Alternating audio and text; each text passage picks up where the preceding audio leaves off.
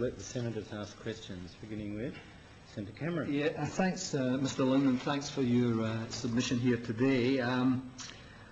I read your submission last night, and I thought the main argument in your submission was basically don't do anything without proper consultation. Yeah. And you've sort of reinforced that today. I'm interested that you do support a charitable commission, yes. Charities Commission by whatever commission, name. Yeah, not a charitable one, but a charities commission, yeah. And then you went on and you outlined another proposal about carving out and government and Parliament taking steps. Why wouldn't we just go for a charities commission on the basis of what's happened in the UK, what's happened in New Zealand? I was very impressed with the evidence from the New Zealand Charities Commission this morning. Yes. Why wouldn't we go down that path? Ideally, that is, in my submission, the best path for the sector. I was merely suggesting another mechanism that would be open to the Parliament in my submission, if the Parliament perceived that the regulator, whoever that was, or the administrator, whoever that was not moving to swiftly enough or in a direction that the Parliament determined the public required in relation to particular classes of organisation. And the other broader implication that you've raised in your submission is the cost to the charities. Do you have any comment on the previous evidence from the New Zealand Commission that this is not now being raised generally as a problem? I would agree with that. Having heard from the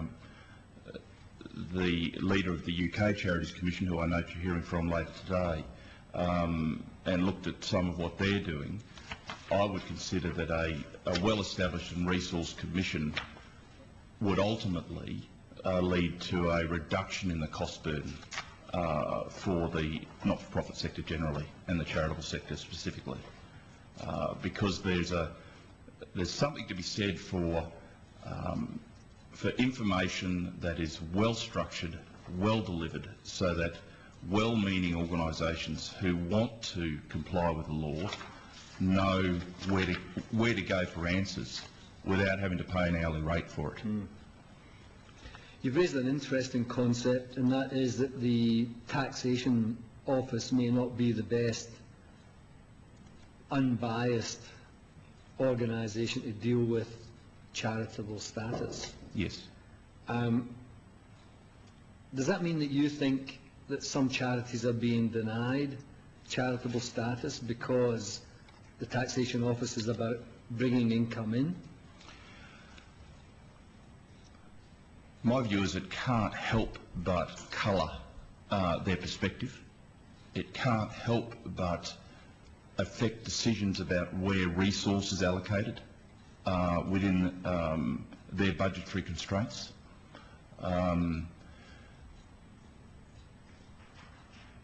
Let me give you a story. Not a long one. A short one. We had the word investments litigation that went all the way to the High Court, of course. It's recent. There's recent indications that the ATO is requiring, as a condition of endorsement, that not-for-profit bodies or charitable bodies, as one of the objects in their constitution, agree that there essentially will be no commercial activity undertaken by that organisation. Well, that's completely anathema to the emphasis or the decision of the High Court in word investments. And to me, it is a backdoor way of seeking to implement policy contrary to that decision.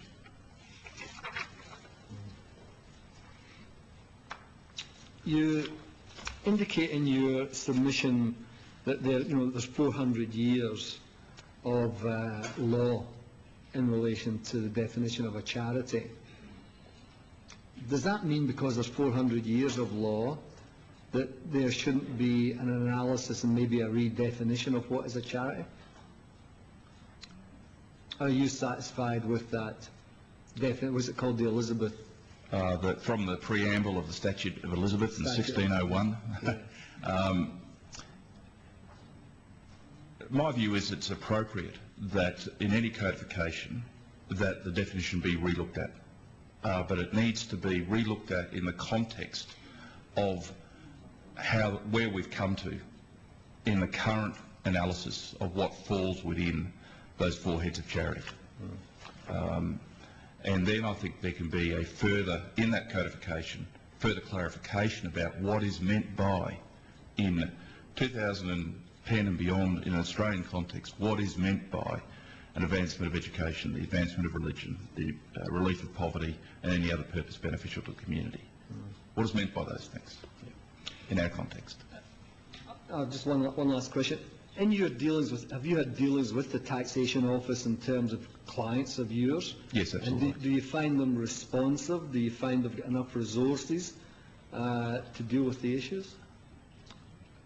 Look, I'd have to say that the responsiveness has increased in recent years. The focus of the original round of endorsements back in 2000, the resource allocation was just about getting everyone on the register.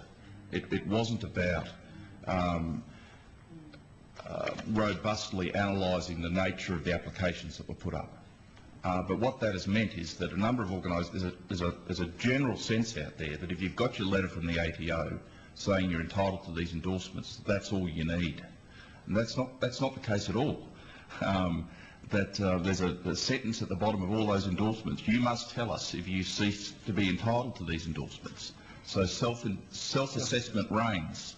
So at the end of the day, if a review or audit takes place by the ATO, and the ATO forms the view that the organisation is not entitled to the endorsement that it's claiming, it can revoke the endorsement and has power to revoke the endorsement retrospectively. Now that sends fear into the sector, which the sector doesn't need. After the initial round of getting everyone on the register, there is now I'm finding a higher resourcing of the gatekeeping function. But I do think that gatekeeping function is conflicted. Thank you. Senator Xenophon. Thank you, Mr. Lim, for your submission and the evidence you've given today. So you're saying you don't like the idea of codification, but you think there ought to be a regulatory authority that needs to look at this? No, I'm happy with the idea of codification, but codification in the light of where we've come to over the last hundreds of years. The public benefit test as it's proposed in the bill before us, I understand, is not meant to be a complete test. It's meant to refer off to the regulator to provide further detail. I don't think that, my submission is that's not appropriate. My submission is that if there is to be codification, it ought to be codification on the face of the legislation and not referred to the regulator. It's something that needs to have the scrutiny of public debate. Sure. Or even though if it goes to the regulator, that would in effect be a de facto way of looking at common law considerations as well. Understood. Yeah. Understood. But unfortunately, at this point, there's no way of knowing just what the regulator may or may not base its framework on. Would say. You say your concern is what the regulations. Yeah, what are the regulations going to say? Yes. Sure. Just for the benefit of Hansard, you referred to I think the High Court's decision in the Word Investments case. Could you just outline very briefly what that decision in the context of your concerns about that there's maybe a disjuncture with respect to the tax office's approach on this?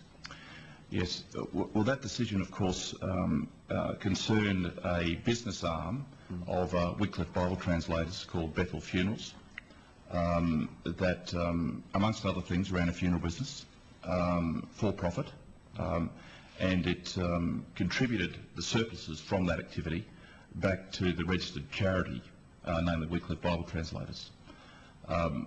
The question for the High Court was whether the activity of Word Investments was charitable, and the High Court said yes, it was. That that the clear purposes of the organisation were to produce surpluses for charitable endeavour.